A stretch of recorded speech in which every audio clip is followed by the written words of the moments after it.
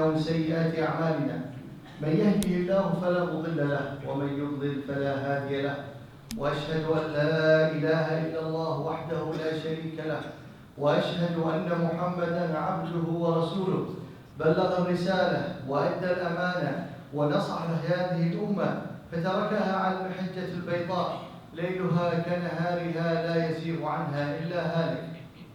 يا أيها الذين آمنوا اتقوا الله حق تقاته ولا تموتن إلا وأنتم مسلمون. يا أيها الناس اتقوا ربكم الذي خلقكم من نفس واحدة وخلق منها زوجها وبث منهما رجالا كثيرا ونساء واتقوا الله الذي تساءلون به والأرحام إن الله كان عليكم رقيبا. يا أيها الذين آمنوا اتقوا الله وقولوا قولا سديدا يصلح لكم أعمالكم ويغفر لكم ذنوبكم ومن يطع الله ورسوله فقد فاز فوزا عظيما. أما بعد فإن أصدق الحديث كتاب الله وخير الهدي هدي محمد صلى الله عليه وسلم وأن شر الأمور محدثاتها وكل محدثة بدعة وكل بدعة ضلالة وكل ضلالة في النار. A notice, brothers, Salat al-Jum'ah, no one can speak during the khatib. If you talk while the khutbah is there, your prayer, Friday prayer, is invalidated. You don't get anything for it. Either talking, playing with your mobile phone, or telling someone to be quiet. This is as per the hadith of the Prophet Muhammad sallallahu alaihi wasallam. So the respect for Salat al-Jum'ah is to observe the Imam wholeheartedly with your eyes and with your heart. Allah Almighty sees you and knows you very well. The respect from Allah, if it does not show up from you, the minimum you are here in the masjid, Allah knows when you are away from the eyesight of people. In this khutbah, I would like to share with you an experience. One of our scholars was traveling in Saudi Arabia between two villages by airplane between Abha and Riyadh. It happened several years ago. While on his flight, as the plane took off, the captain said, "We have to go back to the airport because of a technical error in the flight." So the plane landed, got the problem fixed, then they flew. As they approached Riyadh airport, the plane kept on circling on top of the airport again and again and again. Apparently, people later on realized there was a technical problem in the plane itself. The landing gear was not operating, which means the wheels cannot get out of the plane, which means the plane cannot land. And the pilot tried several attempts to land the plane. And here is what our scholar who was on the plane gave us the description of what was going on. Every time he tried to land the plane, he tries to land and then he takes off again because the wheels do not come out. There was total chaos in the plane. And a lot of people suffered from nervous breakdown. Women started to cry and men. You could see tears in their eyes and on their cheeks. We are suspended between the sky and the ground, waiting for death at our own sight. As I saw these moments, he said, I could see my whole life run in front of my eyes. And I can feel the good deeds that I have done that gave me the good feeling of the good deeds that I have done. And my heart started to focus on that at any minute I will meet Allah Almighty.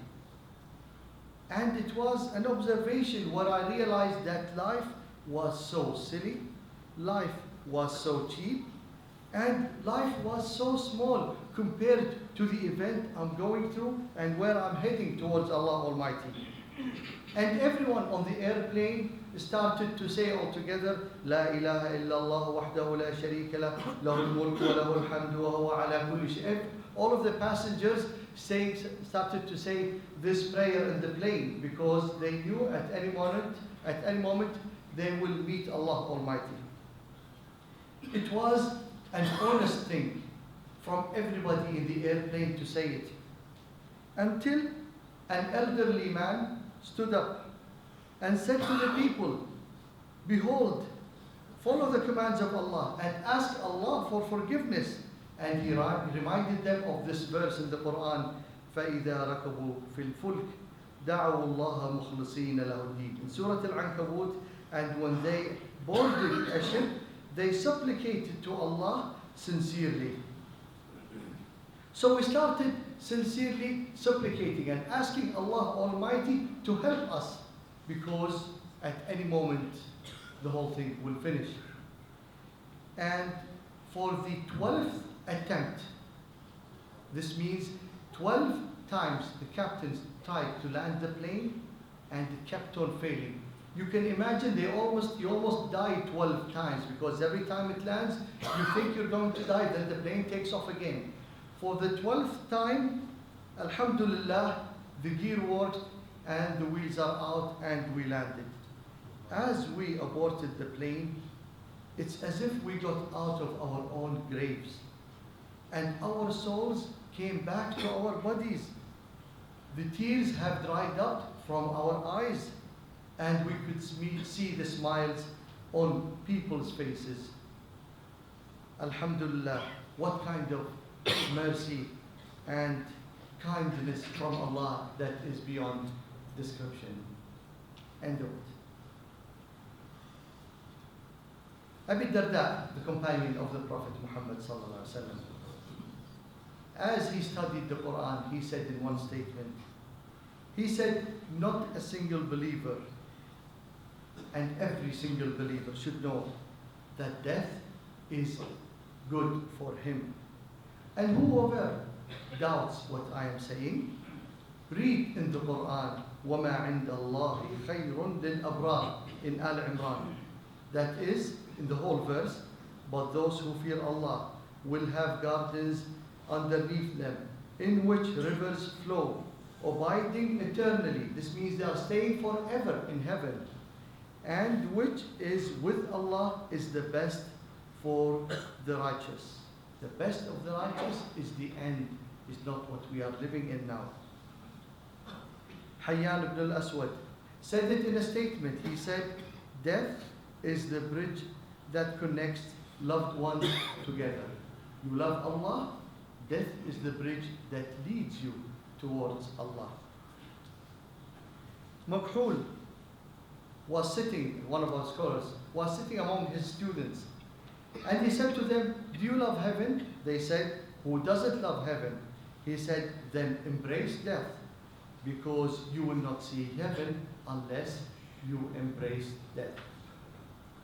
That is why the companion of the Prophet Muhammad sallallahu alaihi wasallam, Sa'd ibn Abi Waqqas, as they narrate when he was in the moments before his death, he called upon a piece of garment, a cloth from wool that he used to wear. He asked for them to bury it with him in his grave. And he said, I want this piece of cloth to be with me in my grave, because it is what I was wearing when I fought with the Prophet Muhammad sallallahu alaihi wasallam in the war of Badr. So I have kept it all these years for this moment, to meet Allah with it. As Sa'd ibn Waqqas, in the last few moments in his life, as his son narrates, his head was in the lap of his son. He said, I saw my father and I felt sorry for him and I started to cry. Then he looked at me and he said, my son, what is making you cry? He said, because of what I see. He said, don't cry. Allah will never torture me, ever. And I will be among the people of heaven.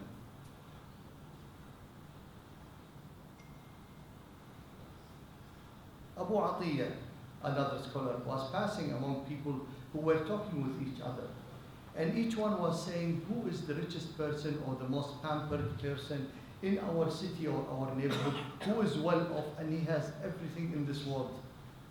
And as he was passing by, they addressed this question to him. They said, who is the best among people, who is living in luxury. Do you know that name of that person?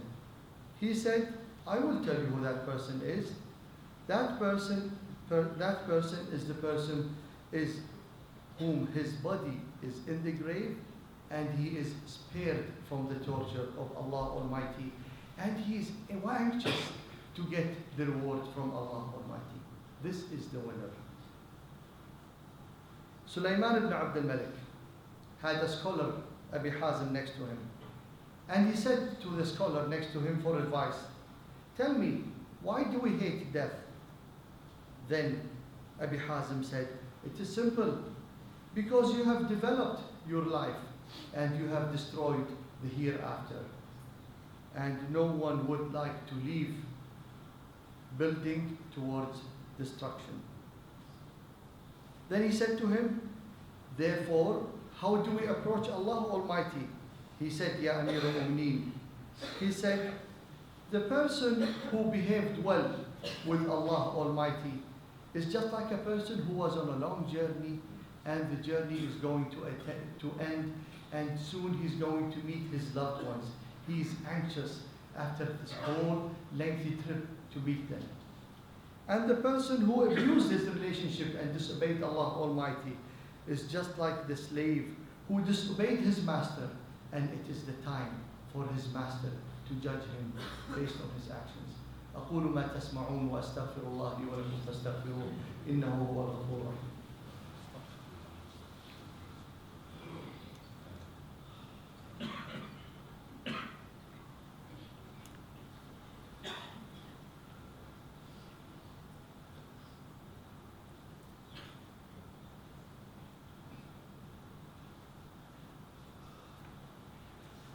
الحمد لله رب العالمين والصلاة والسلام على أشرف المرسلين سيدنا محمد وعلى آله وأصحابه ومن تبعهم بإحسان يوم الدين.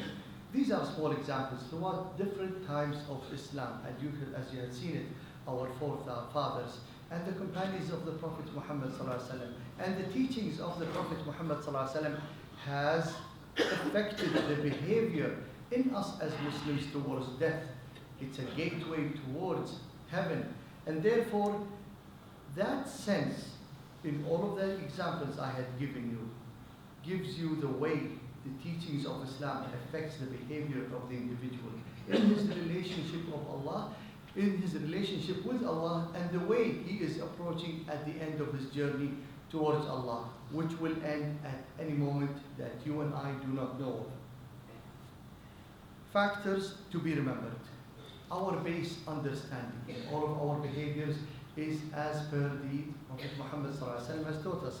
Allah said in the Quran, لَقَدْ كَانَ لَكُمْ فِي رَسُولِ اللَّهِ أُسْوَةٌ حَسَنَةٌ لِمَنْ كَانَ يَرْجُو اللَّهَ وَالْيَوْمَ الْآخِرِ وَذَكَرَ اللَّهَ كَثِيرًا, which it means there has certainly been for you in the Messenger of Allah an excellent pattern. This is the pattern to follow. For anyone whose hope is in Allah and the last day, and who remembers Allah often. In your life, any event, any circumstances, any type of behavior, you base it whether the Prophet Muhammad ﷺ approves it or not. If the Prophet Muhammad ﷺ approves it, you follow. If he disapproves it, you reject it. The same thing as we read in these examples. As I mentioned the first example about the plane, I know some of you resembled and they could remember themselves, or they have put themselves in that same situation. Ask yourself, if I were among one of these passengers in that flight, and there was a moment that definitely death is there, what would my behavior be? Would I cry? Would I have a nervous breakdown? Would I just freeze, cannot do anything? That example happened to other people, but you could be the person who was among that flight. And you noticed the scholar who said that. He said, I saw my whole lifetime run in seconds, and I discovered how cheap and small this life is compared to the direction that we are aimed towards Allah Almighty. Therefore, the homework is 8 principles. You have seen the examples, now it's the application. First of all, from now on, you take it upon yourself. All of the prayers are prayed in Jama'ah in the masjid. 1. 2. Remembering Allah Almighty. The Prophet Muhammad taught us several supplications to say during the day and the night. Adhkar al-sabah, adhkar al-masa. What to say before you eat the food, before you go to your home, when you ride the car, in the morning prayers and the evening supplications. This has to be a principle in your life.